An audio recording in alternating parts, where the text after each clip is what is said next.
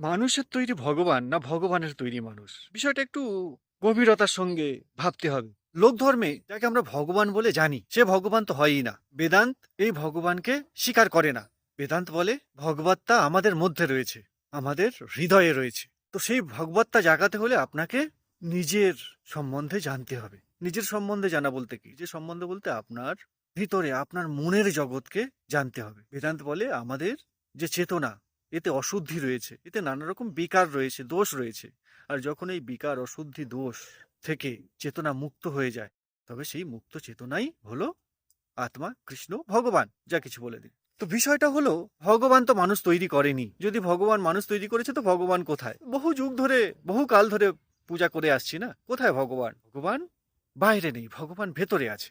তাহলে এই যে মূর্তি পূজা আমরা করি, এই মূর্তিগুলো কোথা থেকে এলো? এগুলো আমরা বানিয়েছি। আমাদের মহাত্মা বুদ্ধ আর জাপানের মহাত্মা বুদ্ধ আর স্কটল্যান্ডের মহাত্মা বুদ্ধের মধ্যে কি তফাৎ? কিন্তু তার মূর্তি আলাদা আলাদা হয়েছে। মূর্তিকে আমরা বানিয়েছি আমাদের সুবিধা মতো। আমাদের মানস কল্পনাতে আমরা ভগবানকে বানিয়েছি। আমরা উঁচু চেতনাকে ভগবান বানিয়ে দিয়েছি যাতে আমাদের উঁচু চেতনা হতে না হয়। আমরা বুদ্ধকে ভগবান এই জন্য বলেছি যাতে বুদ্ধের মতো সংগ্রামী জীবন আর বুদ্ধের মতো সাধনা আমাদের করতে না হয়। মহাত্মা বুদ্ধ ভগবান, আর আমরা তো নিচু মানুষ, আমরা কি করে ও ভগবান? আগেকার সময়ে, মানে একটু 500 বছর 1000 বছর পেছনে চলে যান, তখন আমাদের যে পুরনো মন্দিরগুলোতে হনুমানের যে মূর্তি রয়েছে, ভগবান শ্রী রামের যে মূর্তি ছিল, দেবী সীতার যে মূর্তি ছিল, সেই সমস্ত মূর্তির সঙ্গে আজকের সময়ের ভগবান রাম, দেবী সীতা, হনুমানের মূর্তি মিলিয়ে দেখবেন কত তফাৎ রয়েছে। এমনকি আমাদের দেশের অনেক স্থানে রামের যে মূর্তি রয়েছে সেই সমস্ত মূর্তিগুলির মধ্যেও